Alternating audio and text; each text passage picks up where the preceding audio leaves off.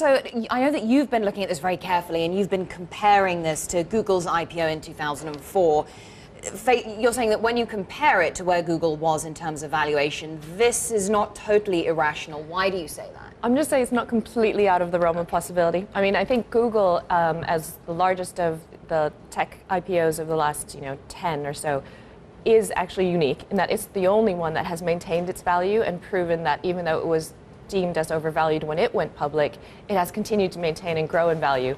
And then given the fundamentals of its offering price back in 2004, Facebook is actually not completely out of whack. So not really necessarily justifying it, but just pointing out that there is one, at least, historical precedent to the fact that the valuation that they've gotten. And perhaps not surprisingly, investor appetite for this stock has been insatiable, hasn't it? One analyst from ETX Capital I spoke to a little bit earlier on, just about an hour ago, he said that much of this isn't based, and many people are buying this stock not so much because of the fundamentals, but there is this sort of emotional attachment to it. Do you agree with that?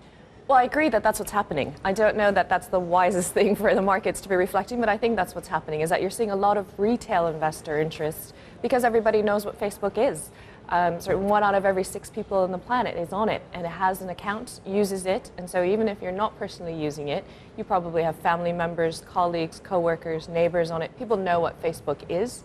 Whereas in the tech sector, if somebody's a semiconductor company or something that's deeply technical, everyday people don't necessarily relate to that. And I think because so many people relate to Facebook, they kind of think, I know what that is, I see the value, I know people who use it, it must be doing well. And so there's retail interest. So it just has that much more broad-based appeal compared to a lot of other technology companies. Very mass market. It's a brand, isn't it? Yeah. Yeah, it was turning into a household name. I mean, you don't, many people that you come across these days, people have their own personal accounts, and now it's translating into business and as well.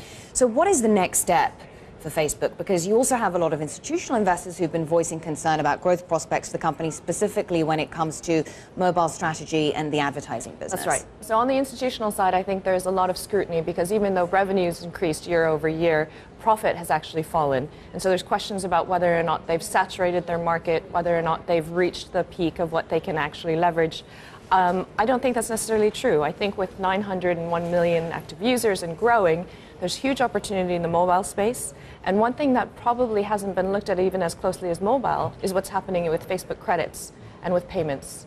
So right now, in order to buy virtual goods or pay for things on the network through casual games or other applications that you can use on Facebook, you have to purchase Facebook credits to do this. It's its in-network currency. That's significant because Facebook takes a 30% cut of that in-network currency. At the same time, Facebook is applying for money transmitter licenses in the States, has at least 15 of those states already locked up, and so is on its way to becoming a force like PayPal or a money transmitter, so effectively. Credits and payments, that's an area where tremendous potential could be realized. So. How do you see that evolving? I think that as more people transact and use Facebook as a base platform, they're going to be using Facebook credits. You're going to see people actually starting to use Facebook as a currency platform or a way to actually transact. And I think that's really, really huge. That can translate to mobile. So they could be a force in the banking world? Absolutely. Is that what you're saying? Yeah, and I think that's the place where actually they might play mobile even more than advertising, for example. So how might that affect their acquisition strategy? I'm not sure if that will necessarily affect it, although I'm sure they will continue to make acquisitions in the mobile space with payments, with transactions and commerce. But I do think they will have to be very aggressive with acquisitions, as they've been, by the way, in order to get the best talent. Because that's something that's actually going to affect the company as a result of this public offering.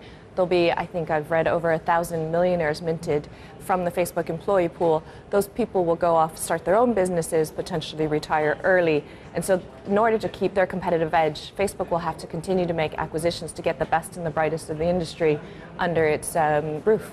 And then in terms of potential targets, Eileen, what should they be focusing on? Because, of course, we saw in the past, Mark Zuckerberg had pursued mostly small takeovers, hadn't he? But then the Instagram deal, of course, demonstrated that they are willing to take part in larger purchases as well. So, I mean, what should we be focusing on, say, if you're an investor casting your eye 12 months down the line? Is it about mobile advertising, payments, as you say, but video sharing as well? Sure. I think there's a whole suite of applications that can be affected and which are probably on their table for acquiring. So it actually runs 360. Whatever people want to do online will be relevant to Facebook, but it is the talent. So for instance, even though Instagram had a really hefty price tag, the company was only about 11 people.